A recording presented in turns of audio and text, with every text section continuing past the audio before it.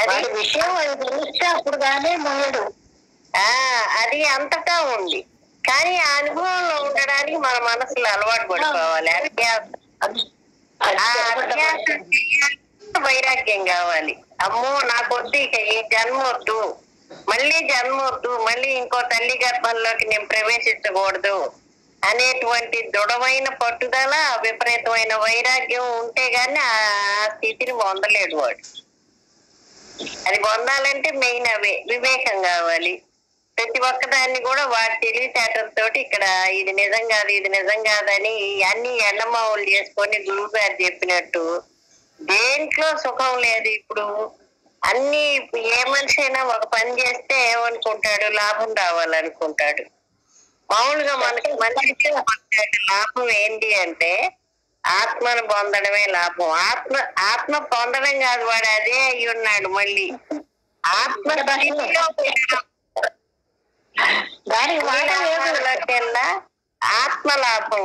మనం ఏంది, నేను ఈ శరీరంలోకి ఎందుకు వచ్చాను, అన్ని మామూలుగానే ఉన్నాయి. మా వాళ్ళు పెళ్లి చేశారు, నేను పిల్లల్ని కన్నా, ఈ డబ్బులు దాచిపెట్టుకున్నా, ఏదో ఇక్కడ ఉండే వ్యవహారాలన్నీ నడిపా. కానీ ఇవన్నీ అందరూ చేసేవే.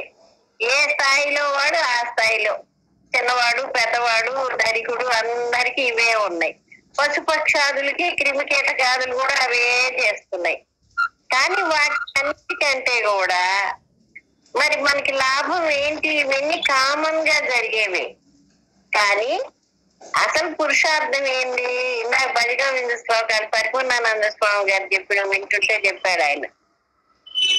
ఈ 3 పురుషార్థాలు ధర్మార్థ కామ మోక్షాల్లో మోక్షం అనేది పరమ పురుషార్థం. అది పొందడానికి మనకి ఈ జన్మ వచ్చింది. అది మిగతా వాటికి ఎన్ని చెప్పినా గాని అయ్యా ఒక భగవద్గీత విను, ఒక నిర్వాణ షట్కం విను అంటే మిగతా పశుపక్షాదులు వినగలవా, అర్థం చేసుకోగలవా? కానీ చేసుకోలేవు. కానీ మనిషి జన్మ వచ్చిన వాడికి ఈ అన్ని వాసనలు ఉన్నప్పటికీ కూడా జ్ఞాన వాసన ఎక్కువగా ఉంటే ఈ రకమైన ప్రయాణం జరిగితే అప్పుడు ఆత్మలాభం పొందడానికి, ఆత్మస్థితిలో ఉండడానికి అవకాశం ఉంటుంది. ఈ ఒక్క జన్మే. మరి 84 లక్షల జీవరాశుల్లో కూడా శ్రేష్టమైన జన్మ ఇదే. మరి దీని సార్థకత ఏంటి అంటే నువ్వు ఈ శరీరంలోకి వచ్చావు కాబట్టి ఇంకో శరీరంలోకి రాకుండా ఉండే ప్రయత్నం చేయడానికి దీన్ని వాడుకోగలిగితే అది అన్నిటికంటే లాభం. ఎన్ని కోట్లున్నా పోవాల్సిందే, ఎన్ని బిల్డింగ్లున్నా పోవాల్సిందే. ఎవడిని అంటరాడు, ఎవడికి నీ వల్ల ఎవడు నీకు ఆ టైంలో ఉపయోగపడ్డు. ఎన్ని బంధుత్వాలు ఉన్నా కాసేపు ఏడుస్తారు. ప్రేమ ఉన్నవాడు ఓ రోజు ఏడుస్తాడు, మామూలు వాడు ఏదో 10 నిమిషాలు నేర్చిపోతాడు. అందరితో పాటు కామనే కదా ఇది. దీన్ని కూడా కామన్ గానే తీసుకుంటున్నాం కదా. సావుని కూడా మనమేం పెద్దగా ఇదిగా తీసుకుంటున్నాం. ఇది సహజమేలే అంటున్నాం. ఈ సహజమైన దానికి ఎవడు దుఃఖిస్తాడు? కానీ ఏంటంటే మనకి ఈ జన్మ వచ్చింది కాబట్టి దీని సార్థకత ఏంటంటే ఆత్మస్థితిలో ఉండి అరిషడ్ వర్గాలన్నీ పోగొట్టుకొని గురువు గారు చెప్పినట్టు కొంప ఖాళీ అయిపోతే పోయే నాటికి ఏ వాసన లేకుండా, ఎవడి మీద అభిప్రాయ దృష్టి లేకుండా మొత్తం ఖాళీ చేసుకొని పోతే అది లాభం. ఆ లాభం పొందడానికి ఈ శరీరాన్ని వాడుకోగలిగితే మన జన్మలు ధన్యమవుతాయి. అది నువ్వెవరో తెలుసుకో ముందర. అది తెలుసుకుంటే ఇవన్నీ ఆటోమేటిక్ గా వచ్చేస్తాయి. ఆటోమేటిక్ గా నీ నుంచి వెళ్ళిపోతాయి. ఇప్పుడు బ్రహ్మభావాలని అవే పోతాయి. పనే లేదు, చెప్పడానికి లేదు. అక్కడ ఆ సీట్ లో కూర్చుంటే అన్ని పోతాయి. అవే మాడి మసి అయిపోతాయి. ఇప్పుడు చెయ్యనంగానే అలాగా కబుక్కుని వెళ్ళిపోతాయో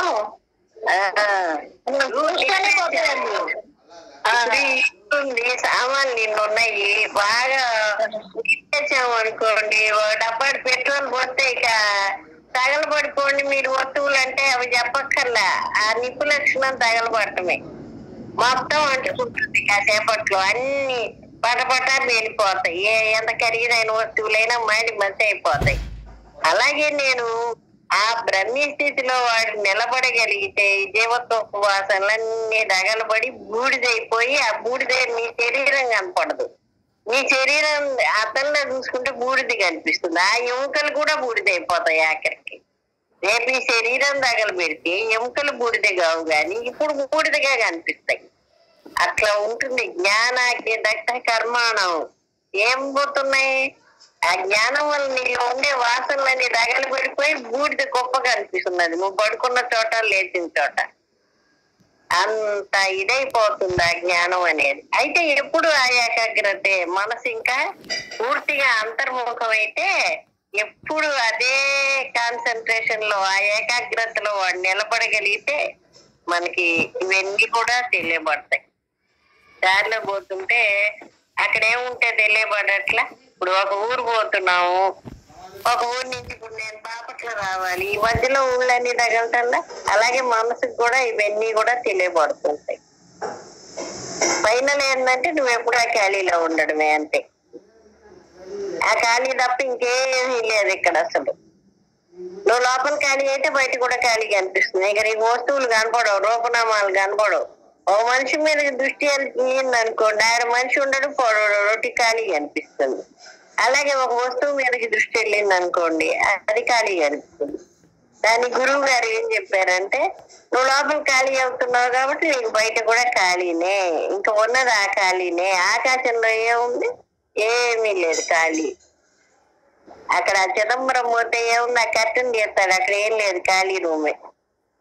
అలా ఆ చైతన్యానికి ఏం లేదు, ఇంకా ఒక రూపం లేదు, ఖాళీ. ఆ ఖాళీలో నీ మనసు నిలబడి ఉండి శరీరం వదలటమే మోక్షం అంటే. విదేహ కైవల్యం అంటే. మోక్షం అంటే విడుదల. ఏంది? శరీరం నేననే నమ్మకం నుంచి విశ్వాసాలు, ఈ నమ్మకాలు, కోరికలు, ఆశలు, సంకల్పాలు అన్ని నువ్వు వదిలేసుకోగలిగితే అవే వీటి వల్లే నేను జన్మ తీసుకుంటున్నానని నీకు బాగా అర్థమైంది కాబట్టి ఇంకా మనసు ఆ ఖాళీలో ఉండటం అలవాటైతే అది కూడా ఏళ్ల తరబడి ఉండాలి. అందుకే ఒక రోజుతో ఒక పూటతో అయ్యేది కాదు, ఇది ఏళ్ల తరబడి జరగాల్సినటువంటి దీర్ఘకాలిక సాధన ఇది. ఎప్పటి వరకు అంటే ఈ శరీరం పడిపోయే వరకు జరగాలి. మరి అలా చేసుకుంటే అంటే ఉండగానే జరగాలి. శరీరం ఉండగానే తెలియపడాలి.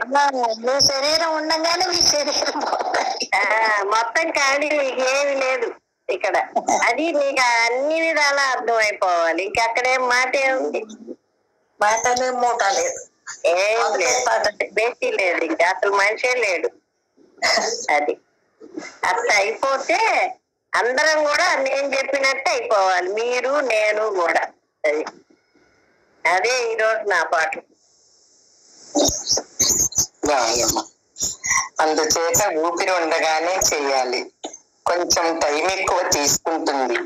దేహవాసనాన్ని నిర్ధారణ చేయకుండా జయించటానికి ప్రయత్నం చేయాలి. ఇప్పుడు ఇహలోక వాసన అందరూ పోతున్నారు. ఒక వయసు వచ్చింది అంటే అందరూ పోతారు. జ్ఞానం అజ్ఞానం, మంచి వాళ్ళని చెడ్డ వాళ్ళని ఒక నిర్ధారణ చేసుకున్నాం. వాళ్ళందరూ పుణ్యాత్ములు, ఎవరు చేసినా వాడికి నచ్చదు. ఈ బుద్ధి అనేది ఇలా లోక వాసన కింద చేసింది, ఇలా అజ్ఞానం చేత నిర్ణయం తీసుకుంది. ఇక్కడ నిర్ణయం ఉంటే బుద్ధి చేత నిర్ణయం తీసుకున్న మాట అబద్ధం. అది లేకుండా చెయ్యాలి. పరిషద్బద్ధం అనే దొక్కలు మాట్లాడతా అమ్మాయి అన్ని ఇష్టట్లు అన్ని చేసుకొని పెట్టుకొని ఏమీ తినకుండా అంటే తినకుండా ఉంటావా? మరి దానికి ఏమీ పెట్టకూడదు. దానికి అమ్మ చెప్పారు పిండాకుడు, ఆ పిండాకుడు పెట్టాలి. మరి మీకు ఆకలి అవ్వండి, మీకు ఆకలి అవ్వదు. మంత్రం చేసుకుంటే ఆకలి ఎట్లా అవుతుంది? ఆకలి అవ్వదు. మీరు అసలు అటు ఓపుకోండాలుగా చదవడానికే పెట్టుకుంటున్నారు కాలం అంతా. నిత్య నిరంతర ధ్యానం నువ్వు ఏం చేస్తుంటే చేసుకొని నోరు అదే అనుకుంటూ ఉండాలి కొంతవరకు. తర్వాత నువ్వు అనమన్నా అనవు, నీకే అన్ని అనుభవాలు అవుతుంటాయి, నీకే ధైర్యం వచ్చేస్తుంటుంది. అలా చేయాలమ్మా. నిత్య అమ్మ చెప్పినట్టే చెయ్యాలి. తిండి సరిగా తినకూడదు, కనపడ్డవన్నీ తినకూడదు, కనపడ్డ వాళ్ళందరితో మాట్లాడకూడదు, కష్టమాన నిద్రపోకూడదు, అన్ని దానికి అన్ని రెస్ట్రిక్షన్స్ పెట్టి దాన్ని ఇంట్లో నుంచి బయటికి పోనీయకుండా ఉంచితే అది సరైన మాట ఉంటుంది. నువ్వు అన్ని తిప్పుతూ, అన్ని చోట్ల తీసుకెళ్తూ, అన్ని తింటూ, అన్ని విషయాల్లో నీవు నేను లేని అక్కడ జరగదు అన్నట్టుగా చేస్తూ ఇవన్నీ చేసి ఉండాలమ్మా. అందరూ అడవుల్లో పట్టుకేశారు తల్లి. మరి మన గురువు గారు మనకు దొరికారు, ఎందుకంటే మనం అంత చేయలేమని ఆమె మంత్రం ఇచ్చి అక్కడ కూర్చోబెట్టింది ఏం లేవకుండా.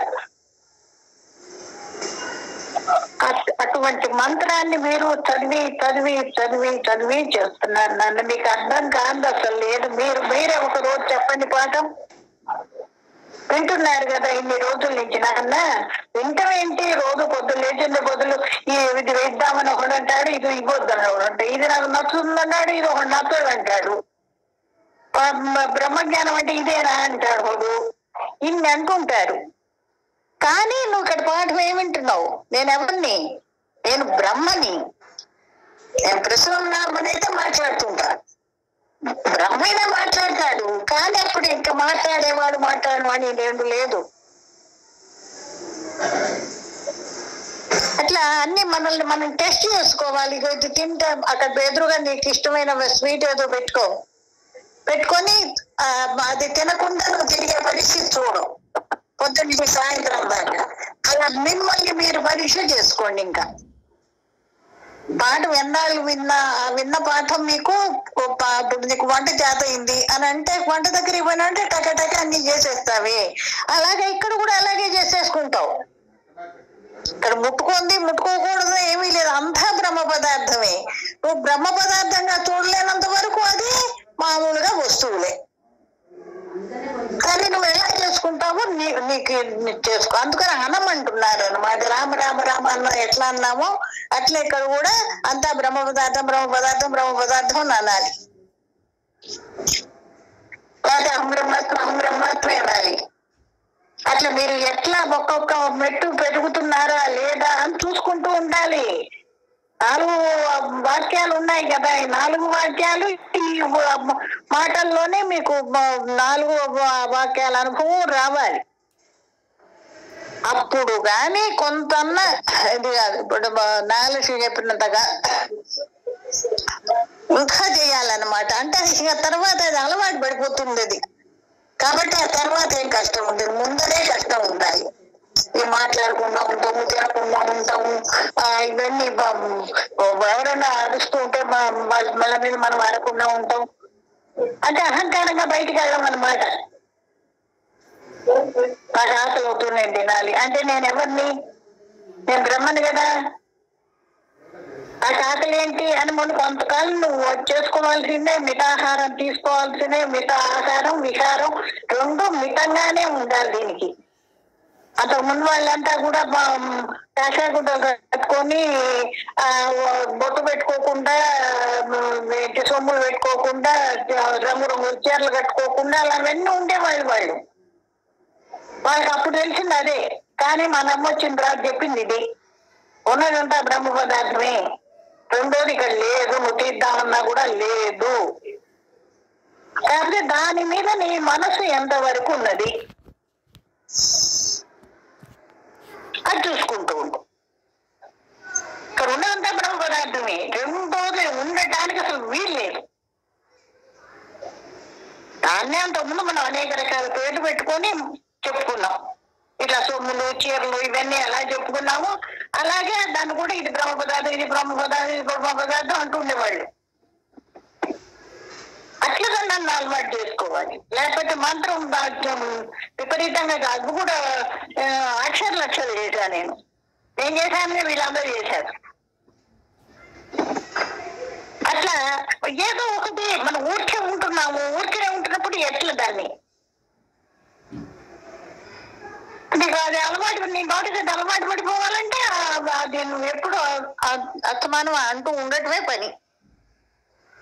చిన్నగా ఒక్కొక్కటే నీకు ఇష్టమైన దాన్ని ఒక్కొక్కదాన్ని వదిలేస్తూ ఉండు. ఎవరికీ చెప్పక్కర్లా. తినకపోతే ఏం చచ్చిపోను. ఇది కూడా చెప్పుకోవాలి. అది అంటుంది అంటుంది మాకు పంచదార లేని మేమేమి తినాం, కానీ దీంతో వచ్చిన తర్వాత తిన్నాం. దీనికంటే అది ఎక్కువ కాదు కదా, రేపు చచ్చిపోతాం. అందుకని అది లేకుండానే తిన్నాం అనమాట. అట్లా నీకేది మంచి బాగా అలవాటు ఉందో, లేకపోతే ఎవరన్నా అంటే బాగా ఇష్టమో, ఇలాంటి వాటి అన్నిటి దూరం చేసుకుంటూ ఉండాలి, తప్పదు. అంతేనమ్మా, నువ్వు ఎన్ని రోజులు చెప్పినా ఎంత చెప్పినా అది ఏమీ లేదు. సర్వం కల్విడం బ్రహ్మ, నీకు అంతా బ్రహ్మగానే కనపడాలంటే అక్కడ ఆకారం ఏమి మారవు, కానీ నీకు తెలియబడుతూ ఉంటుంది ఇక్కడికి బ్రహ్మ పదార్థం అనే మాట నీకు తెలుస్తూ ఉంటుంది. కనపడే ప్రతిదీ బ్రహ్మ పదార్థం, ఇది అది అని ఏమీ లేదు. హరిషడ్వర్గం అనే దొంగలు నా స్వరూపమే, ఇక్కడ ఇవి లేవు. సంకల్పం వరలక్ష్మి అనే పేరు పెట్టించి ఇక్కడ ఒప్పించి భావన వచ్చి లోకవాసన వచ్చి కూర్చుంది. ఇహ మనోవాసన సంకల్ప బలం శరీరాన్ని హరిషడ్వర్గం కూడా అవే కదమ్మా, స్పర్శ రూప రస గంధాలు అవేనా?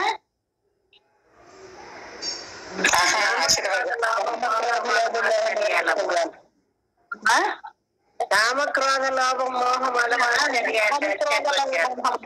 అవే అవి హరిషడ్వర్గాలు మొత్తం బాగా ఊడ్చుకొని లేకపోతే మళ్ళీ వస్తాయి. ఏమీ ఉండకూడదమ్మా నీ ఒంట్లో. కొంచెం ఉన్నా సరే మళ్ళీ చలేస్తుంది, కురుపు పెద్దదవుతుంది. అందుకని నిత్యం నిరంతరం మీరు చేసుకుంటూ కింద చూసినప్పుడులా పైన చూసినప్పుడులా ఎటు చూసినా నీకు అదే కనపడాలి. ఆ స్థితి దాకా రావాలంటే మీరు ఎంత ఏకాగ్రతతో చేసుకోవాలో చూసుకోండి. ఇంకా వాడు శరీరం ఉండగానే చచ్చిపోవాలి ఇక పూర్తిగా. అవును, నాగలక్ష్మి చచ్చిపోవటమే కదా. అదే మనము ఇప్పుడు అమ్మ భాషలో అమ్మ దగ్గరకు వచ్చాం కాబట్టి మనల్ని విశ్వవిద్యాలయం జరగనిస్తున్నారు, కానీ పూర్వం ఏం జరగనిచ్చేవాళ్ళు కాదు. నిజమేనమ్మా, 12 ఏళ్ళు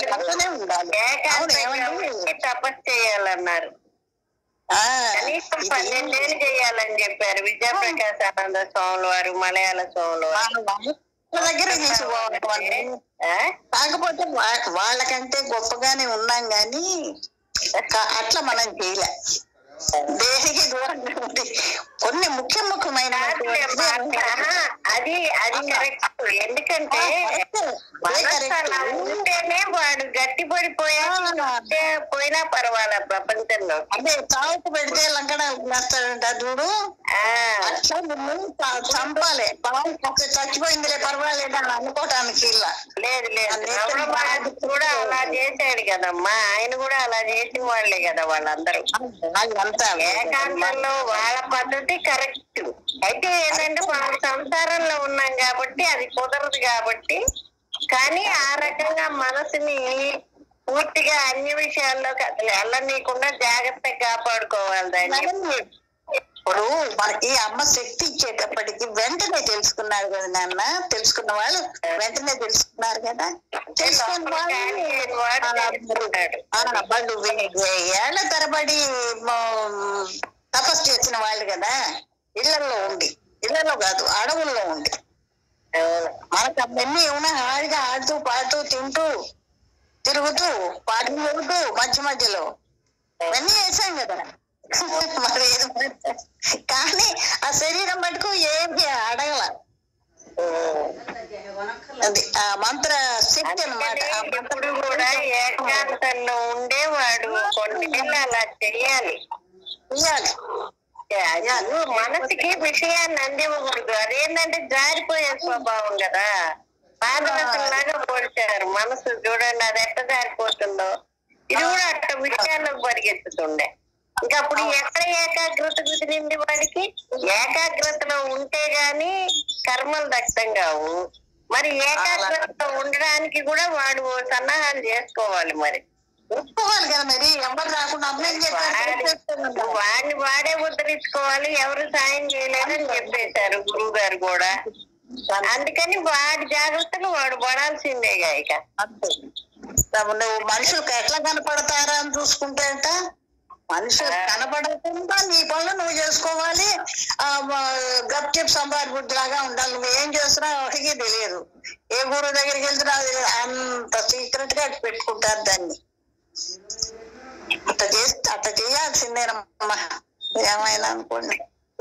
ఏకాగ్రతగా మనసుకి విషయాన్ని అందికుండా దాన్ని జాగ్రత్త పరచుకోవాలి. ఇప్పుడు విలువైన వస్తువు ఉందనుకోండి, అది మనం ఎవరైనా చెప్పాలా? ఒక డైమండే మన దగ్గర ఉంది, ఎవరికి తెలియకుండా దాచిపెట్టము, దొంగోడు ఎత్తుకుపోతాడని. మనసు కూడా అంతే, దాన్ని షడ్వర్గాలకు అందనీయకుండా మనం జాగ్రత్త చేసుకోవాలా, లేకపోతే అది జ్ఞానం పోతుంది. ఇంకా రోజు చాలు.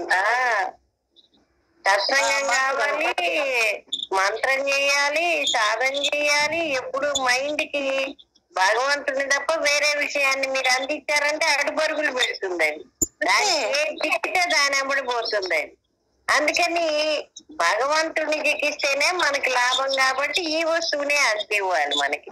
ఇప్పుడు ఆరోగ్యం ఉంది, ఆరోగ్యానికి మనం ఏమనుకుంటాము, ఏవి తింటే మంచివో అవే తింటున్నాగా శరీరం కట్టబడకుండా ఉండాలని. అలాగే దీనికే నీ మనసుకి జ్ఞానంగా తయారవ్వాలంటే ఏవి అందివ్వకూడదు అవి అందివ్వకూడదు. నువ్వు శరీరాన్ని ఎంత జాగ్రత్తగా చూసుకుంటున్నావు అండి, మందులు వేసుకుంటున్నావు. ఇప్పుడు బీపీ ఉంది, ఆ మీద ఆవకాయ పెట్టాము, వేసుకున్నావా? అసలు పెట్టాం కానీ రుచి చూడటానికి కూడా భయమే. షుగర్ ఉంది, అక్కడ స్వీట్లు తెచ్చి పెడితే తింటున్నావా? ఎవరికైనా పెడుతున్నాం కానీ మనం తినం. ఎందుకంటే వీడికి లోపల వస్తాడని భయం ఉంది, ఏదన్నా శరీరం పడేస్తుందని.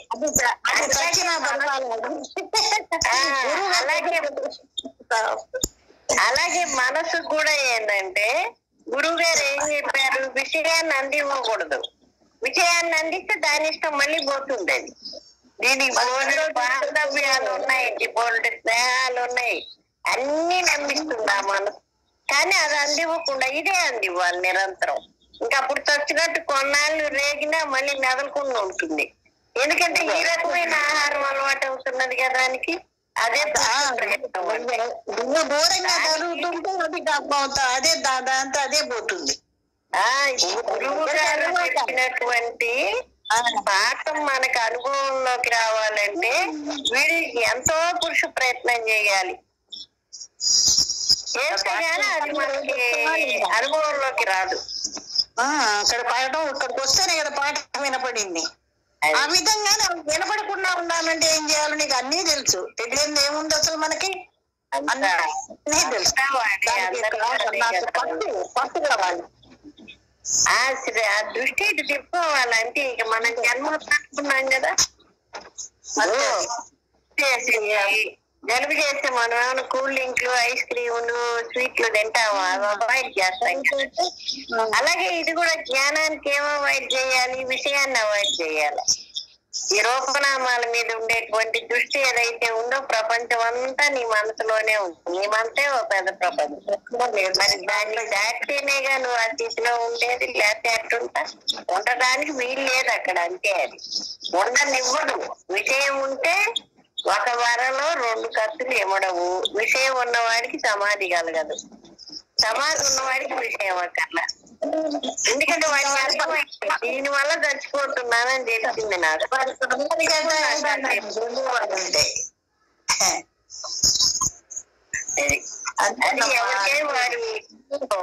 ఊరికే పొడిగించుకోవడమే కానీ నువ్వు ఎంత చెప్పినా ఎగ్జాంపుల్స్ అన్ని వాటికే, అన్ని అదే నువ్వు తీసుకోవాల్సిన జాగ్రత్తలు తీసుకోవడం, కూర్చోవడం. వాడికి రక్కని బట్టి వాడి వైరాగ్యాన్ని బట్టి ఉంది. ఇక్కడ ఏం లేదు. నా శరీరం ఇందుకు వచ్చింది, ఈ జన్మ ఇందుకు వచ్చింది అని వాడు తెలుసుకోవాలి. ఇక నాకు మళ్ళీ జన్మ వస్తే చచ్చిపోతాను, అన్యాయం అయిపోతాను అనుకోవట్లే మనం. నిత్య జీవితంలో కూడా ఎన్ని అనుకుంటున్నాం. ఇది కూడా అంతే, మళ్ళీ జన్మ వస్తే మళ్ళీ చచ్చాడే. ఇక ఏ జన్మ వస్తుందో తెలియదు, మళ్ళీ ఏటు పారేస్తుంది. ఇప్పుడు పిచ్చోడు చేతిలో బంతి ఉంది అనుకోండి, అది ఎట్టేస్తాడో తెలియదు.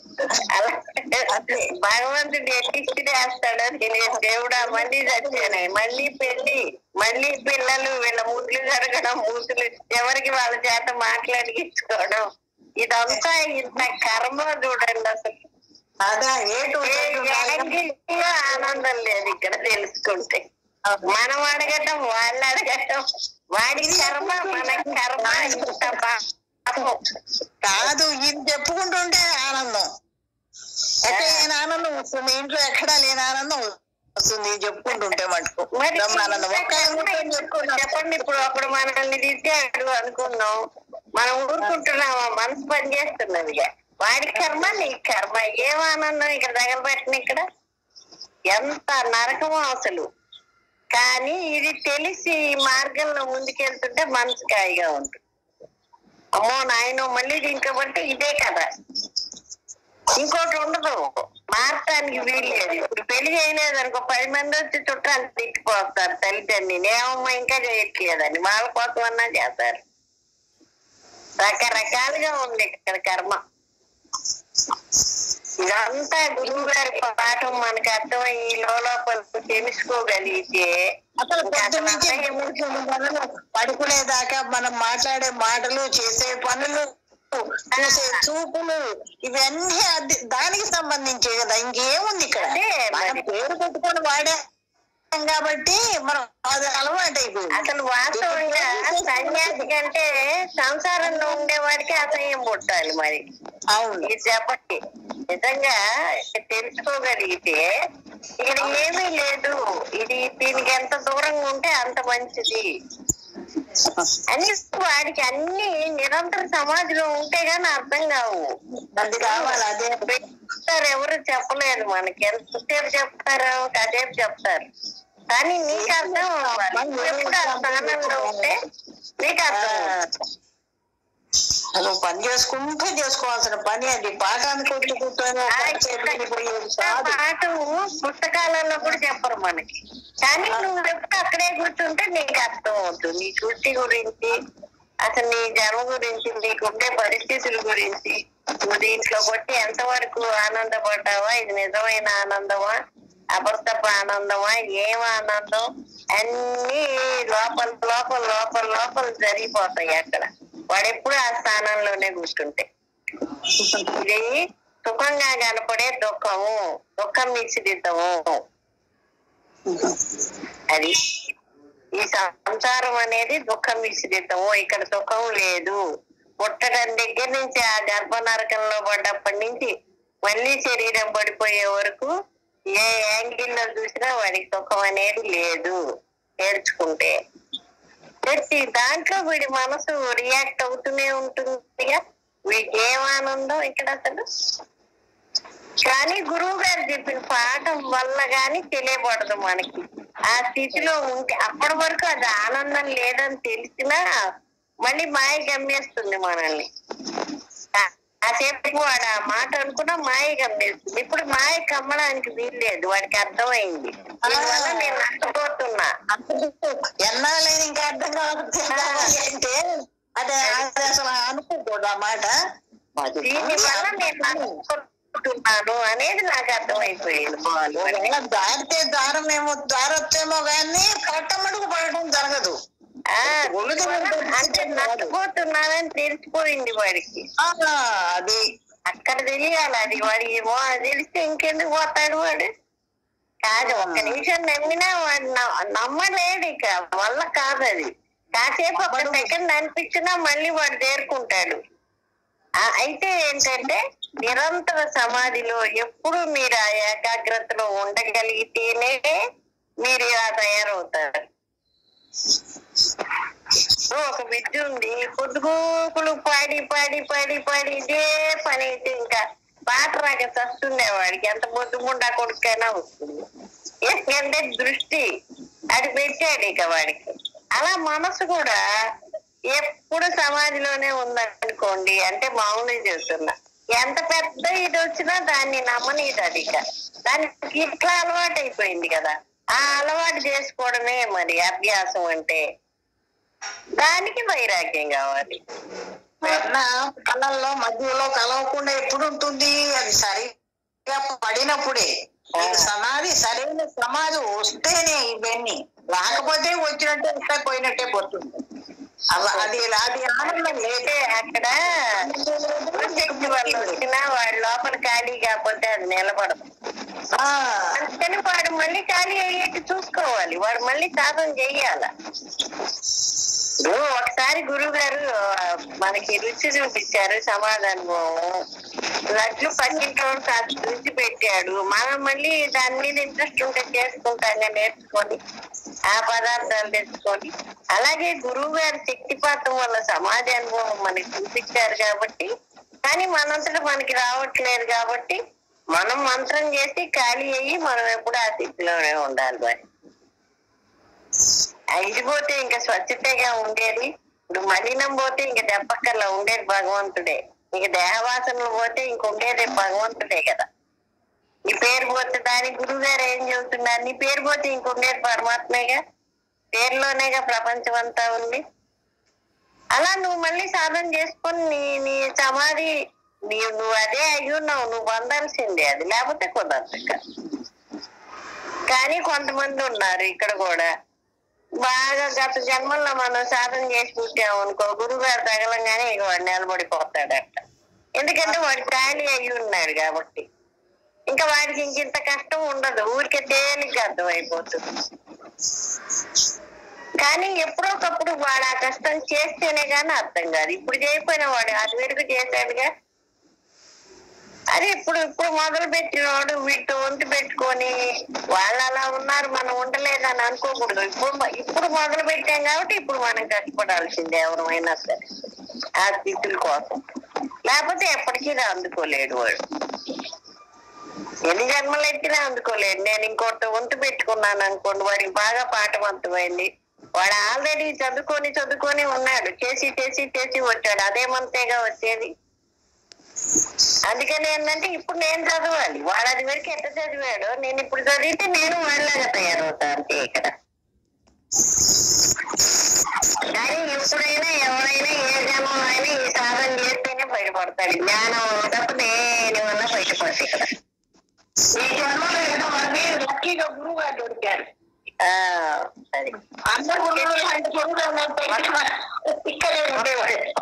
ఒక జ్ఞానం వల్లే బయటపడాలి, ఇంకే మార్గం లేదు. ఈ జన్మల పరమాత్మ నుంచి పరిపూర్ణానంద స్వామి చెప్పాడు. ఎప్పుడు ఆ రంగుల ఆటం ఎక్కి కూర్చున్నావు నువ్వు, జనన మరణ చక్రాలనే రంగుల ఆటం ఎక్కావు. ఇప్పుడు దిగడానికి దాన్ని బ్రేక్ వేయాలంటే నువ్వు దిగడానికి జ్ఞానం తప్ప ఏది పనికిరాదు. ఈ పుట్టుక దీనికోసమే వచ్చింది అని వాడు తీర్మానించుకొని కూర్చోవాలి. అంటే ఇంకేముంది, అంతకంటే ఏమీ లేదు. అన్నిటికీ అదే ఒక్కటే. ఇంకా ఇప్పుడు దేవుడి పూజ చేయాలనుకో పూలు కావాలి, పూలు పండు టెంకాయలు మీద ఆధారపడాలి, మడిగెట్టాలి, నైవేద్యాలు చేయాలి. కానీ ఇది శరీరంతో చేసేది కాదు. ఇది ఆ ఒక్క ఎక్కడ కూర్చున్నది, ఇక్కడ అక్కడ ఏమీ లేదు, ఏమీ అక్కర్లేదు. అసలు ఎక్కడికి పోదు. నువ్వు ఖాళీ అయితే ఎక్కడికి పోతుంది? నువ్వు ఎందుకు ఉన్నా ఎక్కడ ఖాళీనే. అది నువ్వు ఖాళీ అవ్వాలి. 15 సంవత్సరాలు పట్టింది గురువు గారు చెప్పిన పాఠం నాకు కొంతవరకు అర్థం కావడానికి.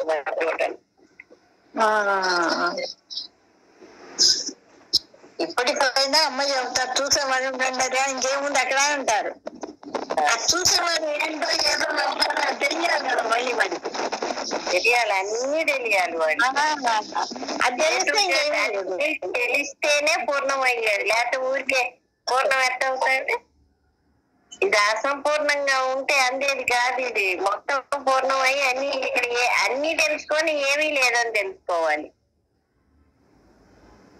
ఇప్పుడు వీడికి అన్ని తెలియబడాలి, కానీ ఇక్కడ ఏమీ లేదని కూడా తెలియబడాలి. తర్వాత తెలుస్తుంది. సాధన వల్ల ఇక్కడ ఒకటి ఎక్కువ లేదు, ఒకటి తక్కువ లేదు. ఒకటి ఎక్కువ లేదు, ఒకటి తక్కువ లేదు. అందరిలో ఉంటే అదే. కాకపోతే వాడి సాధన తీవ్రతను బట్టి ఉందంటే ఇక్కడ వాడి శ్రద్ధను బట్టి అంతే. లేదు శ్రద్ధ సాధన అంటే నాకు ఇది కావాలి. ఇప్పుడు ప్రపంచంలో ఎన్నో వస్తువులు ఉన్నాయి, అవన్నీ కూడా మనం ఏదన్నా కావాలంటే ఇప్పుడు దాన్ని బట్టి మనసు దాని మీద పెడితేనేగా ఆ పని జరగడం మనకి. అలాగే మనసు దీని మీద పెట్టడం, ఏందో చూద్దాం, దీని సంగతి ఏందో చూద్దాం, పెద్దవాళ్ళు చెప్తున్నారు కదా మరి అనే సంకల్పం మీకు ఉండాలి, దీని మీద ఉండాలి. మీకే ఈ సమాజంలో కూర్చున్న వాళ్ళని చూస్తున్నాం కదా, మనకు కూడా అనిపిస్తుంది అలా అవ్వాలి ఇంకా నాకు అట్లా రాలేదేనని. దీని సంగతి ఏంటో తెలుసుకోవాలి, అందుకే నాకు జన్మ వచ్చింది అనుకోవాలి. అంతే. గురువు గారు మొట్టమొదటి శక్తి ఇచ్చినప్పుడు నాకు ఫస్ట్ లో కొద్దిగా ఒక 5 నిమిషాలు ఏం తెలియలే. అబ్బో ఈ జన్మ ఒకటి దరిద్రపు జన్మేనే అనుకున్నా. తర్వాత ఇంకా తెలిసిన తర్వాత 3 గంటలు స్పృహ లేకుండా పోయాక అప్పుడు అర్థమైంది, అమ్మో ఇట్లాంటి ఆనందం ఎప్పుడు పొందలేదు నేను దేని వల్ల అనుకున్నా. అలా అంటే మన ఇది కూడా శ్రద్ధ కూడా బాగా ఉండాలి దాని మీద. ఖచ్చితంగా వస్తుంది అది అసలు చెప్పేది ఎవరికి వాడు అనుభవం. ఇప్పుడు మామిడి పండు తింటే ఉండమ్మా ఏం చెబుతా, నువ్వు తింటే కదా నా పండే నువ్వు తింటే తెలుస్తుంది ఏం చెప్పినంత తీపి. పండు తీసుకుంటే ఉండకపోవచ్చు. పక్కన గురువు గారికి చెప్తే అమ్మ జన్మలో నేను ఇట్లాంటి ఆనందం పొందలేదు దేని వల్ల అంటే, ఆనందం నీలోనే పెట్టుకో ఎవరికి చెప్పవాకు అన్నారు. తెలియదు కదా ఇప్పుడు చిన్నపిల్లవాడు ప్రతిసారి చాక్లెట్ ఇస్తే వాడికి ఎంత బాగున్నట్టు ఉంటుంది. మరి అప్పుడు నాకేమి చిన్న వయసు ఏం కాదు, 41 ఏడో ఎప్పుడు గురువు గారు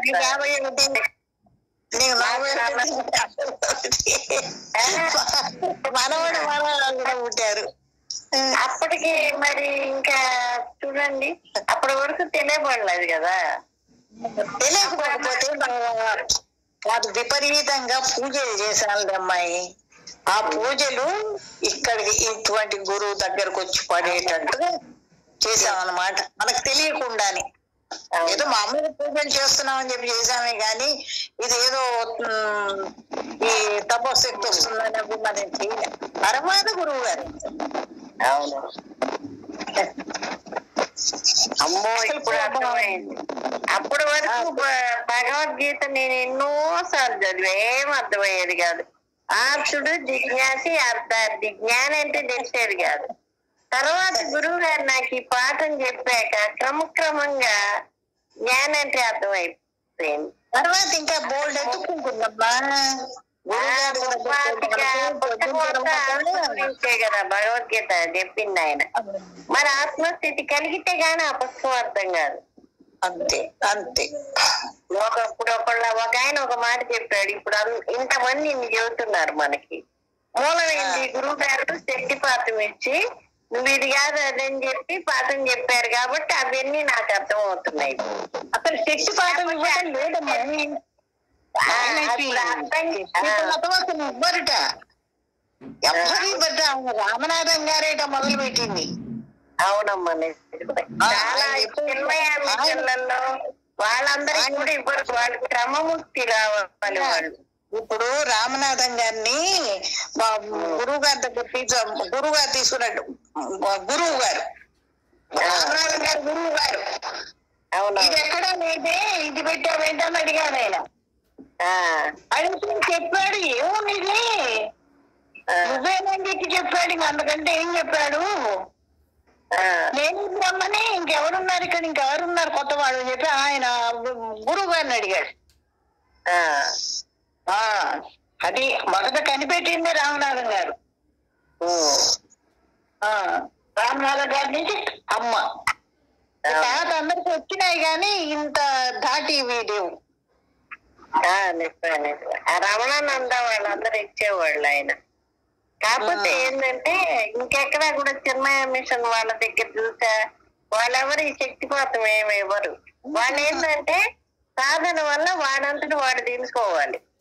గురువు గారి శక్తితో మనకి అనుభవం కలిగిస్తున్నారు. వాళ్ళు సాధన చేసి వాళ్ళు ఉండాలి. అంతే. అది మిగతా వాళ్ళందరూ అంతే. అసలు ఇట్లా లేదు, ఎక్కడా లేదు. మరి ఎక్కడా లేదు. మళ్ళీ క్రిస్టియన్స్ ఇస్తారమ్మా, చూశాను నేను. ఇప్పుడు ఈ ఫాదర్ అది అది బుర్ర మస్తకం సరయ్యేది కాదు. ఇప్పుడు ఈ ఫాదర్ ఉంటాడు చూడండి, వాళ్ళు ఇస్తారు. వాళ్ళ దగ్గర అట్లా ఇస్తారు కానీ మనలాగా ఇట్లా లోపలికి వెళ్ళిపోరు. అదే లేదు, క్రిస్టియన్స్ లోపలికి వెళ్ళిపోరు. వాడు కూడా ఇస్తారా? వాళ్ళ పరంపరలో కూడా ఉన్నట్టు. ఎవరు? జగ్గి వాసుదేవరావు గారు ఆయన ఇస్తాడు. ఆయన ఇస్తాడమ్మా, జగ్గి వాసుదేవ్ గారు ఇస్తారు.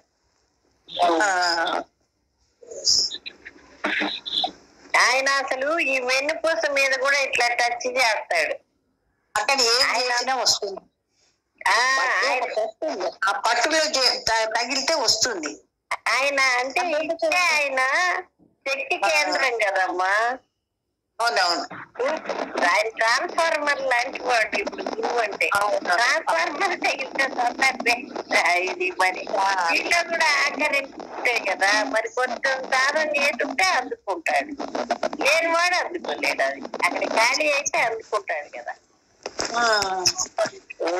జగ్గి వాసుదేవ్ గారు సరేనమ్మా.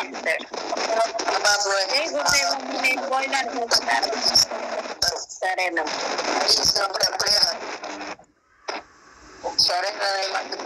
ఫస్ట్ చెప్పండి. సరే సరే.